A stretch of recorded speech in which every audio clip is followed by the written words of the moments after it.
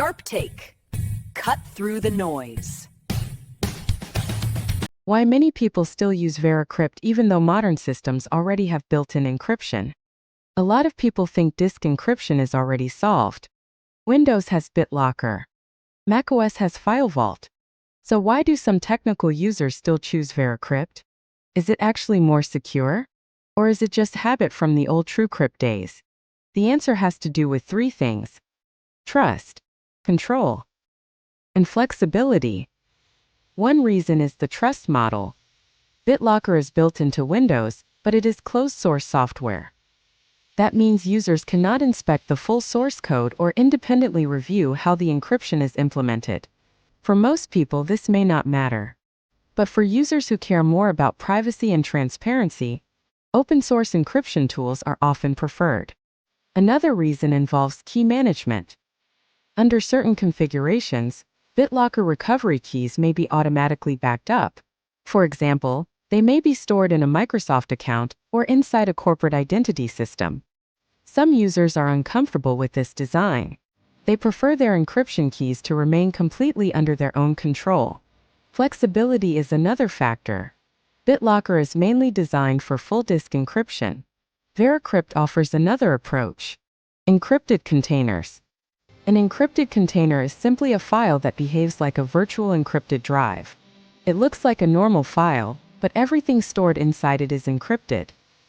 These container files can be placed on hard drives, USB drives, or even cloud storage.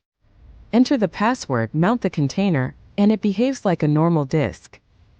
To understand VeraCrypt, it helps to look at an earlier project, TrueCrypt. Years ago, TrueCrypt was one of the most widely used disk encryption tools in the world. People used it to encrypt entire drives, create encrypted containers, and store sensitive data. But in 2014, TrueCrypt suddenly stopped development. The reasons behind that decision are still debated today.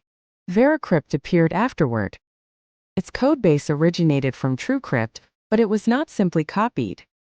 Developers fixed several security issues and increased key security parameters. For example, the PBKDF2 iteration count was raised significantly. That makes brute force password attacks much more difficult. VeraCrypt also relies on well-established encryption algorithms.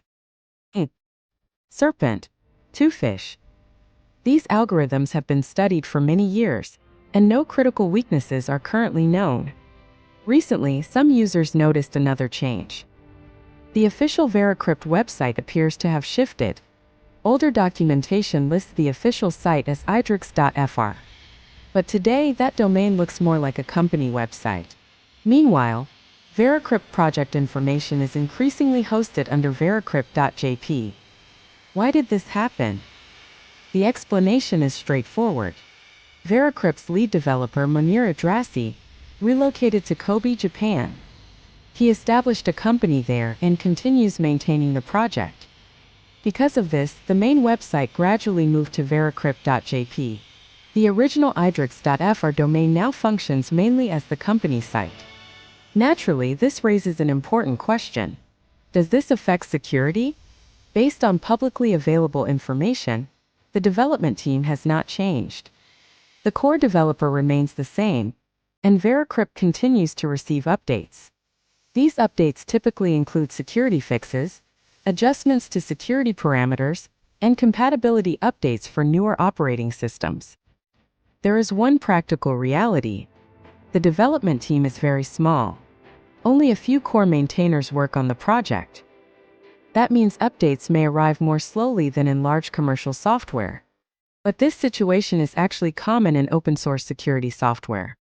So the real question becomes, is VeraCrypt still worth using today? There is no absolute guarantee. But if you understand the trade-offs and you prefer not to rely on BitLocker, VeraCrypt remains a tool used by many technically minded users.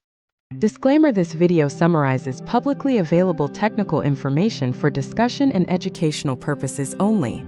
It is not security advice. Whether to use any encryption tool is a decision each individual must make.